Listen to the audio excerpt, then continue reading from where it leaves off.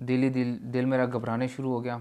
मैं उठा वहाँ से तो मैं हॉस्पिटल चलता हूँ, हॉस्पिटल जाके चेकअप करवाता हूँ। अपनी आंखों से देख रहा था वहाँ पे अपनी मौत। अस्सलाम वालेकुम, मेरा नाम आसिफ़ है और मैं एक फ्रीलांस जर्नलिस्ट हूँ। मतलब बेसिकली पाकिस्तान के अंदर से ही काम करता हूँ, इंटरनेशनल चैनल्स के लिए या इंटरनेशनल जितनी वेबसाइट्स हैं उनके लिए अपनी स्टोरीज़ पिच करता हूँ। मैं आपके साथ कुछ एक वाक़या, बल्कि दो वाक़या शेयर करना चाहता हूँ जो कि कोरोना वायरस के हवाले से ही हैं, और वो बहुत मतलब आप तक ये पहुंचाना बहुत ज़रूरी है मेरे अंदाज़े के मुताबिक, क्योंकि मैंने पर्सनली अपने ऊपर ये चीज़ गुजारी है। तो मुझे अंदाज़ा है कि कितना मुश्किल होता है ये चीज़, इस चीज़ से सर्वाइव करना या इस चीज़ को टैकल करना। दोस्तों, जो मेन जो चीज़ है इस बीमारी में, पहले तो अल्लाह का अज़ाब है, इससे तो बिल्कुल जो है ना वो इनकार नहीं कर सकते।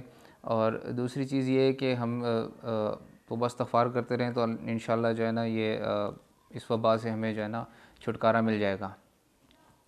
तीसरी बात ये है कि इस बीमारी की वजह से इतना पैनिक, इतना खौफ हरास फैला हुआ है कि हर इंसान अपने साए से भी डरता है। जो चीज़ मैंने फ़ेस किया है मैं आपको आपके साथ शेयर करना चाहता हूँ, क्योंकि ये लाज़मी है कि आप लोग भी सुने और आप भी इस पे अमल करें कि जो डर और ख़ौफ है इस ये आपको मारती है, ना कि ये बीमारी आपको मारती है। क्योंकि इसका जो डेथ रेशो है वो 2 to 3% है, और रिकवरी जो रेशो है इसकी जो है ना वो 97% है, 97 to 98% है। मैं अपना एक्सपीरियंस जो मेरे साथ हुआ है मैं आपके साथ शेयर करते चलूँ कि मैं फील्ड में था, काम कर रहा था। मेरे सीनियर मुझे मिले, मैंने उनसे हेलो हाय की, मैंने उनसे हाथ मिलाया, क्योंकि उस टाइम ये जो बीमारी थी ये अपनी स्टार्टिंग स्टेज में थी। तो मैंने उनसे काम के बारे में पूछा, तो उनका रिप्लाई जो था वो बड़ा कोई फ़नी अंदाज़ में संजीदा रिप्लाई था, जिसकी वजह से मेरे पाँव के नीचे से ज़मीन निकल गई। उन्होंने कहा कि मैं जी 2 हफ़्ते तफ्तान बॉर्डर पे जो करंतना सेंटर बनाया हुआ था वहाँ पे काम करके आया हूँ, और आइसोलेशन वार्ड के अंदर तक मैं जाके मैंने शूटिंग वगैरह की है। तो उसके बाद मुझे नहीं अंदाज़ा कि मेरे साथ क्या हुआ है। क्योंकि मुझे बार बार खांस भी रहे थे। स्मोकर हैं, जितने भी हैं वो सारे खांसते ही रहते हैं सिगरेट पी पी के। तो मैं उनसे जैसे ही मैंने हाथ छुड़ाया अपना, बड़ी मुश्किल से उनसे मैंने बात ख़त्म की, वहाँ से मैं जाके साइड पे बैठ गया। टाइम पास करने के लिए मैंने मोबाइल निकाला, फेसबुक स्क्रॉल कर रहा था, तो एबीसी न्यूज़ के फेसबुक पेज पे एक आर्टिकल शेयर हुआ था यही कोरोना वायरस के हवाले से, क्योंकि उस टाइम चाइना और बाकी कंट्रीज़ में काफ़ी टॉप पे पहुंची हुई थी ये बीमारी। खैर उसमें मियाँ बीवी का ज़िक्र हुआ था जो ऑस्ट्रेलिया में शूटिंग के लिए गए हुए थे। तो वहाँ पे उनको जिस समय तकलीफ़ महसूस हुई तो उन्होंने टेस्ट करवाया, तो उनका टेस्ट पॉजिटिव निकल आया। ये जो ही मैं पढ़ता रहा, और साथ में जो प्रेस कॉन्फ्रेंस हो रही थी उसमें भी उनकी ओपनिंग जो स्टेटमेंट थी वो कोरोना वायरस के हवाले से थी, और सवालात भी सहाफ़ियों की तरफ से लेफ़्ट राइट से सवालात आ रहे थे, और वो भी कोरोना वायरस के हवाले से सवालात आ रहे थे। तफ्तान बॉर्डर पे जो काफ़ी हंगामा रहा है, सोशल मीडिया पे भी आपने देखा होगा कि बहुत सारा एक वबाल खड़ा हो गया था। खैर मैं उस बहस में नहीं जाना चाहता, ना ही वो बहस में छेड़ना चाहता हूँ, और ना ही मेरा उससे कोई कंसर्न है। तो वो सारी चीज़ें मिलके मेरे दिमाग में एक वहम सा बैठ गया, और उसके बाद मैं सोचने पर मजबूर हो गया कि मेरे जो सीनियर हैं ये तफ्तान बॉर्डर से आए हैं, तो लाजमी बात है कि ये एक कैरियर होंगे। खैर इतनी देर में मुझे एक अजीब व गरीब सी फीलिंग शुरू हो गई, और मैं दिल मेरा घबराने शुरू हो गया।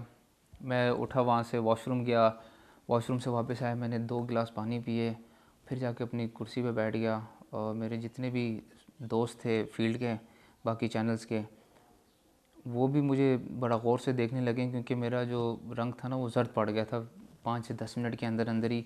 और मैं मतलब घबराहट की वजह से ना मुझे बेचैनी शुरू हो गई। खैर मैं इतनी देर में जब मेरा काम ख़त्म हुआ और मैंने सामान पैकअप किया, वहाँ से निकला मैं। गाड़ी मेरी थोड़ी दूर खड़ी हुई थी ऑफ़िस की गाड़ी में जाके बैठा मैं। और ऑफ़िस पहुँचने तक मैं तकरीबन कुछ 10 से 15 मिनट लगे ऑफ़िस पहुँचने में।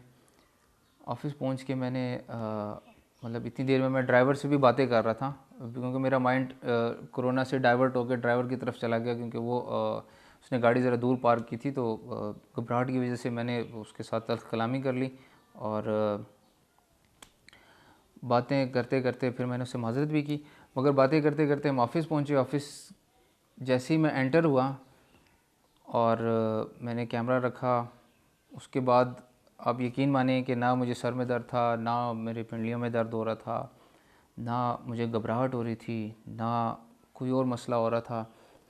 बात बताने का मकसद ये है कि हम इतने डरे हुए हैं कि हम अपने अगर साए को भी देख लेना तो हमें उससे भागना पड़ जाता है। और दूसरा वाक़या ये है कि हमारे कैमरामैन रिपोर्टर थे, जिस टाइम नए नए पेशेंट लाए गए थे पिम्स, तो वहाँ पे बंदा फिर रहा था सेफ्टी सूट पहन के।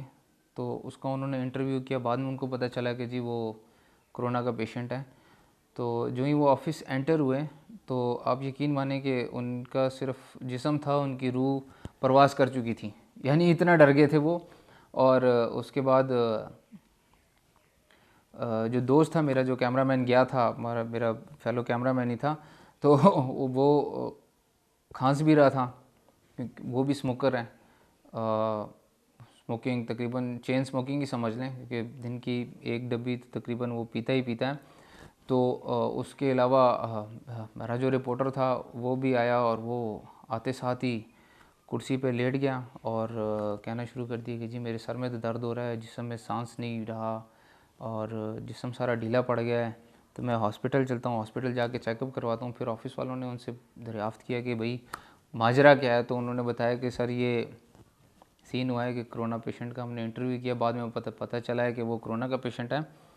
तो ये जो चीज़ें हैं ना, इन चीज़ों की वजह से ना हमारे बहुत से लोग मर जाते हैं और बहुत से लोग अल्लाह माफ़ करे ख़ुदकुशियाँ करने पर भी मजबूर हो गए कि जी ऐसी बीमारी आई है जिससे छुटकारा कोई नहीं है। और ये जो एक वबाल बना हुआ है फेसबुक पे, यूट्यूब पे, ट्विटर पे, ये आपके अंदर एक पैनिक फैलाने के लिए है। बिलीव मी, ऐसा कुछ भी नहीं है। कोरोना वायरस जब तक आप बाहर से घर नहीं लेकर आते आपको कुछ नहीं होता। आप सोशल डिस्टेंस रखें, जितने से जितना रख सकते हैं आप रखें। मुझसे ज़्यादा आप लोगों को बेहतर पता है, आप बहुत सारी वीडियोस देखते हैं, अवेयरनेस मैसेजेस। आप जब किसी को कॉल मिला रहे होते हैं तो रिंग टोन की जगह आपको मैसेज सुनाई देता है, जो पब्लिक सर्विस मैसेज जो टेलीकॉम की तरफ से लागू किया हुआ है तमाम मोबाइल कंपनीज़ पे कि जी आपने हर यूज़र को सुनाना है। तो ये जो चीज़ें हैं ना, ये आपको और मुझे बल्कि हर इंसान को मारने के लिए काफ़ी है कि आपके दिल में खौफ बैठ जाए। इन चीज़ों से अपने आप को काइंडली बचाएं। ये जो मेरे साथ हुआ है, आप यकीन माने मुझे पता है या मेरे अल्लाह को पता है कि मैंने वो जो 20 से 25 मिनट थे वो कितने मुश्किल में गुजारे थे। और मैं सोच रहा था कि भाई अगर खुदा न ख्वास्ता मुझे क्वारंटाइन कर लिया गया या मेरे साथ मुझे ट्रीट नहीं किया गया तो मेरा क्या बनेगा, आगे मौत ही है। और मैं अपनी आंखों से देख रहा था वहाँ पे अपनी मौत को, क्योंकि मैं इतनी मेरी हालत ख़राब हो गई थी और इस हालत में पहुँच गया था मैं कि अगर किसी को वहाँ पे पता चलता कि यार अगर इसको ना भी हो कोरोना और कोई कह दे कि यार ये कोरोना का पेशेंट है, तो आपको डर के हमारे कोई हाथ भी नहीं लगाता। तो इसलिए बराए मेहरबानी डरे मत, क्योंकि मैं एक बार डर चुका हूँ और मुझे अंदाज़ा है कि कितना एक खौफनाक मंज़र होता है ये। क्योंकि मैं जब आपके ऊपर से एक चीज़ गुज़रती है तो आपको ही अंदाज़ा होता है, किसी और को अंदाज़ा नहीं होता। तो ये जो बात बताने का मकसद है, ये सिर्फ़ और सिर्फ एक स्टोरी नहीं है, ना कोई झूठ है, ये एक हकीकत है। तो ये जो तीन आपको मैंने वाक़ये सुनाए हैं, ये मेरे साथ हो चुके हैं, तो काइंडली आप एहतियात करें और इस चीज़ का शिकार ना होइएगा, क्योंकि खुदा न खास्ता अगर आपको पैनिक अटैक हो गया तो आप सेहतमंद बंदे को भी साथ मार देंगे। पेशावर में एक मरीज़ की वीडियो वायरल हुई थी जो खांस रहा था, बल्कि वो डिलीवरी बॉय था, राइडर था। तो उस बेचारे को भी पैनिक अटैक हुआ था। डॉक्टर्स ने उसको जब चेक किया और उसके बाद जब उसको मेडिसिन वगैरह दी तो वो बिल्कुल सेट हो गया। अब पाकिस्तान में हमारे लोगों ने एक अजीबोगरीब सा काम शुरू कर दिया, क्योंकि सोशल मीडिया न्यूज़ देख देख के उनको दिमागी सुकून नहीं मिलता, तो वो दिमागी सुकून की गोलियां खानी शुरू कर दी उन्होंने रिलैक्स होने के लिए, जिसकी वजह से मार्केट में गोलियां भी शॉर्ट हो गई हैं और वो घर में बैठे बैठे ही बीमार हो गए हैं। तो काइंडली बराए मेहरबानी अपने आप को इस चीज़ से ज़रा दूर रखिएगा, क्योंकि आप सेहतमंद होंगे तो ही आपका जिस्म किसी भी बीमारी के ख़िलाफ़ लड़ सकता है। और अगर आपको शक भी पड़ गया या आपके दिमाग में डर और खौफ बैठ गया तो आप फिर किसी चीज़ के साथ लड़ नहीं सकते। नेक्स्ट व्लॉग में मैं इंशाल्लाह आपके साथ कुछ और चीज़ें भी डिस्कस करूँगा, क्योंकि कहने को तो बहुत कुछ है, मगर कुछ चीज़ें कही जा सकती हैं और कुछ नहीं कही जा सकती।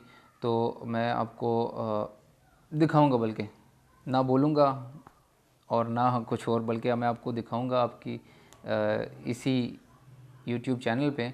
तो काइंडली इसको ज़रा लाइक, सब्सक्राइब और शेयर कीजिएगा। अस्सलाम वालेकुम।